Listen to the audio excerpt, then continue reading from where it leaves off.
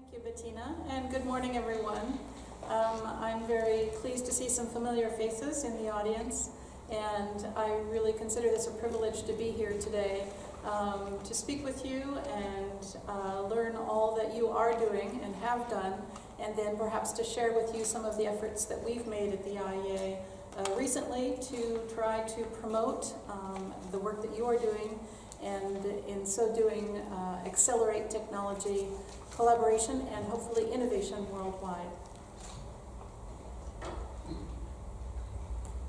So I very much like this slide because it shows that the IAEA had the foresight in 1975 to create this collaborative mechanism. The implementing agreements, as they were called at the time, the Committee on Energy Research and Technology, and subsequently the various working parties and experts groups that you've heard about earlier today from Sabine. But I think this slide is really, to me, quite a showstopper because it shows that since 1975, nearly 2,000 topics have been addressed on various energy technologies and systems issues. And when you look at the amount of work that's been done, it just really is such a vast body of knowledge. And so I think that you can all give yourselves a rounding applause for the work that you've done to date. I do anyway. So a little bit more about what we now refer to as the technology collaboration programs. That's a generic term that we've designed to refer to the implementing agreements, which is much more a legal term. There are currently 39 TCPs. Some 51 countries around the world are involved, far beyond the IAEA membership, that's for sure. And we count probably 6,000 experts altogether in the network, including the CERT, the working parties, and the TCPs. So this is quite a significant network worldwide, and we feel it is very unique. So currently there are 5 different categories. We have the cross-cutting activities, end-use energy efficiency, fossil fuels, renewables, and TCPs, I should note, are created or closed at any time. Over time, since 1975, we've seen about 80 that have been created, and we have around 40 of them today. The RETD agreement will be closing in March 2017, unfortunately. But we also have new ones coming on board, possibly, more cross-cutting in nature. Energy and water is one that's been proposed. Women in clean energy is another. So there are many advantages of this collaborative mechanism that I'm sure that you all encounter day by day, meeting experts of like mind, really knowing the state of the art in your specific areas. But we ourselves know the advantages, but it's also interesting to hear from others what they see as the advantages of this mechanism. And I just wanted to highlight to you 2 recent studies made carried out by the OECD. One of them was a comparison of 6 international organizations and initiatives, including the Bill and Melinda Gates Foundation, etc. And so they found several advantages of our mechanism that we know well. And the second one is very interesting. The second study looked at the facilitation of co-patenting of more than one country participating in a TCP. And they actually did find a positive correlation. So these just underline to those on the outside what we know ourselves, that this mechanism works very well. Here's just a quick snapshot to show you the comparison between the government budgets for R&D within Austria that we ourselves include as part of the in-depth policy reviews that are carried out for the IAEA member countries on a regular basis. And it was interesting to compare with the participation of Austria in the technology collaboration programs. Of course, Sabine, you'll see a slight difference in the total because this doesn't include district heating and cooling and IETS. I think there's some paperwork that might need to be taken care of, but we can talk about that later. But it's very consistent across the board. Renewables and energy efficiency obviously are the greatest expenditures, whether it be in the TCPs or in R&D budgets for national programs. And it's nice to see that the 2 of them are consistent. So what has happened since 2014? Well, 2015 was the 40th anniversary of the mechanism. And so we thought we would put greater emphasis on the work that you do, the important work that you do in the collaboration programs. We've come up with a new brand, as I mentioned earlier, Technology Collaboration Programs, or TCPs. But in addition to that, we decided to undertake some exceptional efforts to raise awareness of your work. We have designed several clean tech events that I'll talk about in a minute. We have looked at ways to accelerate the contributions that TCPs can make to IAEA analysis to provide more robust and detailed analysis of our work.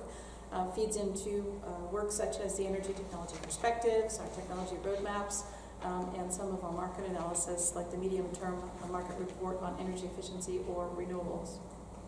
But then, in addition, we decided to rethink our communication tools and how we can raise greater awareness of the work that you do. So we created a special website on the 40th anniversary. We had announcements on the IAEA homepage regularly on your outcomes, and we announced new publications and events on our social media pages. So this kicked off, if you like, a reflection process on what we called the new era of technology collaboration. So we decided to carry out more concerted efforts to accelerate clean technologies by building bridges between what you do in the TCPs and the other multilateral initiatives and fora. As you may know, the G7, G20, the IAEA is very involved on an ongoing basis, and anything to do with the energy portfolio in G7, G20. The Clean Energy Ministerial, there is much more closer ties with Clean Energy Ministerial, and it will most likely be housed at the IAEA in the coming months. Mission Innovation, you may have heard about this, which was born out of COP21, UNFCCC, and other events. So in other words, that the IAEA serves as a conduit and a bridge between everything that's happening worldwide in clean tech collaboration. And in this way, we hope to accelerate technology development and innovation by building, in sum, a global clean energy hub. So these are some of the specific events that were carried out beginning in September 2015 when our new Executive Director, Fatih Birol, took up his duties as the Executive Director of the IAEA. One of his first mandates and one of his first priorities was to accelerate further technology innovation. We had a first meeting in September 2015 where all of the TCPs were invited to participate, and I'm pleased to note that there were 30 TCPs that were able to answer that call and be present, in addition to the CERT and the working parties and 3 partner countries that were available. At the IAEA ministerial meeting, technology, I would say probably for the first time, took a very prominent role in the IAEA ministerial meeting. And this is where it's a perfect opportunity to highlight the work that you're doing to policymakers. So the ministerial involved a bold mandate to strengthen the technology and innovation-related activities of the agency, which we are aiming to do and are doing what we can. There was a specific breakout session on collaborative R&D where we showed the new video, and hopefully we'll be able to show that after my presentation, and where we've initially formally announced the TCPs as a new branding.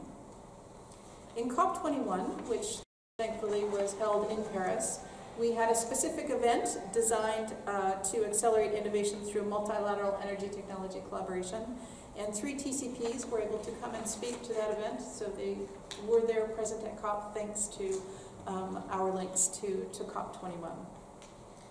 And last but not least, at least in the past tense, was the Bali Clean Energy Forum, which was held in February 2016. It was the IAEA Indonesia ministerial level meeting, and 6 TCPs contributed to an expert level workshop, and in this way it facilitated the membership of Indonesia in these TCPs, and discussions are ongoing. So, as part of this effort to create a global clean energy hub and accelerate technology innovation, this involves broadening engagement worldwide, strengthening the relevance of technology information, and raising awareness in particular to policymakers. So some of these I've already touched on earlier, but in terms of partner countries, I think it's very important that we get a feel for what currently are your priorities in terms of partner countries, which countries you would like to engage with, so that we ourselves can see how that we can facilitate that. but then also to see if there are some synergies with training and capacity building. So this is linked to, but could be considered parallel to actual participation in your groups of partner countries. In other words, what activities do you do that could be considered training and capacity building for partner countries worldwide, and how can the IAEA and the TCPs work together in this regard? In terms of the private sector, we have a couple of ongoing groups at the IAEA, and some of the companies that are involved in these groups actually participate in TCPs. So we have the Energy Business Council, and a number of the multinational enterprises that are in the EBC are actually participating in the fossil fuel related TCPs, mostly Greenhouse Gas and Clean Coal Center. But we also have the Renewable Industry Advisory Board, where some of the TCPs there are participating as well in the renewables TCPs. And recently we have the Energy Efficiency Advisory Board, which was just created. I think they had their first meeting last spring, so they are now looking at ways that we can collaborate with the TCPs and be able to bring these groups together so that we can really do what we can to leave no stone unturned, as they say.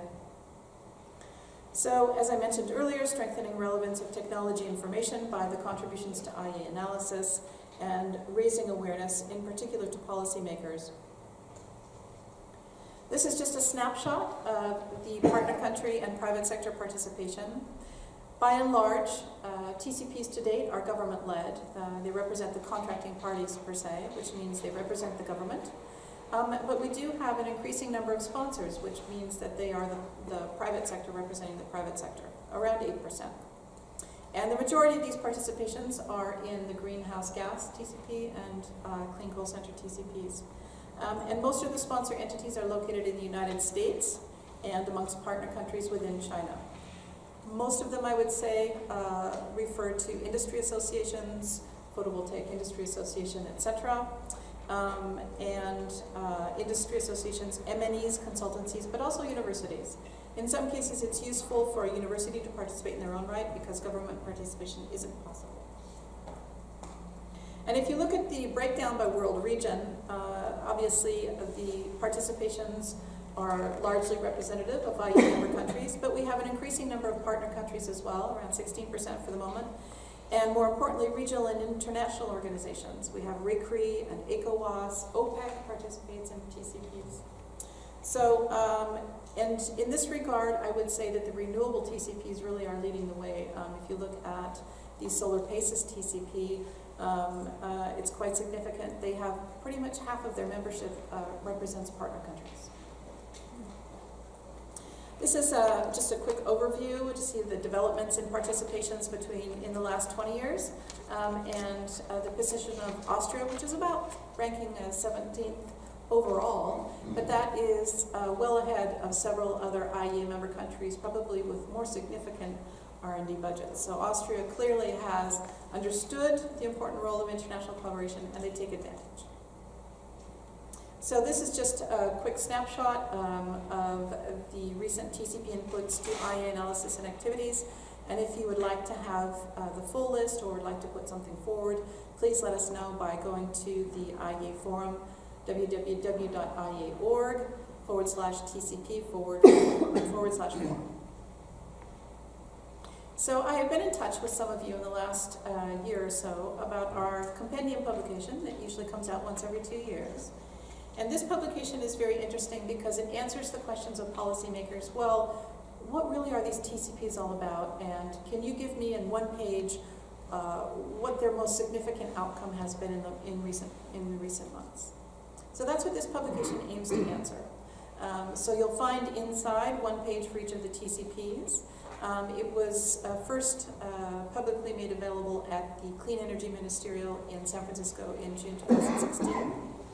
And it's also very useful for outreach efforts. For example, when we go to capitals, whether it be Bali or New Delhi, we take a copy of this publication and they say, well, what are these TCPs? What are they all about? We're kind of interested in fossil fuels, but we'd like to know more. Well, this is a publication that we hand to them, and it's extremely useful.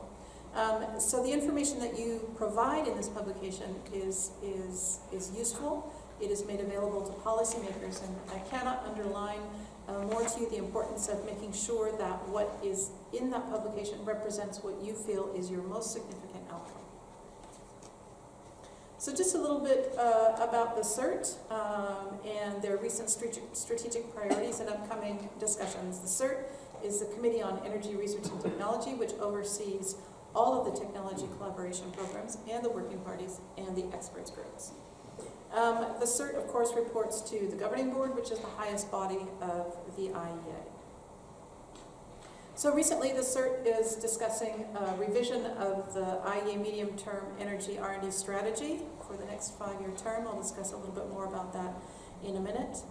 Upcoming workshops in November 2016, where we are holding a public-private collaboration with Mission Innovation, and that will most likely be on the last day of the CERT meeting. Very important. The very first meeting with Mission Innovation, between Mission Innovation and the IEA. And we may be calling on some of the TCPs to either provide contributions or to participate. In February 2017, we'll be having our once-a-year thematic workshop with TCPs. We haven't decided whether it will be thematic focus or whether it will be focused on TCPs coming up to their request for extension. So we'll be in touch with you about that. Some recent discussions of the CERT, which are now being implemented, are improving oversight mechanisms. Recently, the CERT has revised the guidelines for requests for extension. That's once every 5 years the request for extension is made. And also their means and processes they put in place to increasing visibility of the TCP activities and their outcomes through the communications framework. And both of these were made formal in February 2016, and they're now in place. So just a quick overview of the recent CERT vision and mission. So the vision is that by 2050, energy technologies will have been key enablers to achieve a secure, sustainable, and substantially decarbonized energy system. And the IEA will play a key role in this process, as you've seen the efforts that we have made today and the acceleration of collaboration worldwide. So a little bit more about the mission is to maximize contribution of collaborative R&D to the IEA's main objectives, strategies, and recommendations. Focus and guide new and existing resources to promote medium and long-term energy security, environmental protection, and economic growth. To track member country progress in reaching medium and long-term energy and carbon reduction targets on R&D activities, and to increase productive engagement with selected IEA partner countries on energy technology R&D. So these are the objectives, the CERT strategy objectives for the last term, and we will be discussing in November, beginning to discuss how the CERT has achieved these objectives, and of course the outcomes and activities that you do on a daily basis, I'm sure will feed into that discussion. So I think I'm going to stop my presentation here. I have further slides that will be available to you on the request for extension and the communications framework, a little bit of an overview there. But we're going to leave, I think, that for the moment. So thank you very much for this opportunity.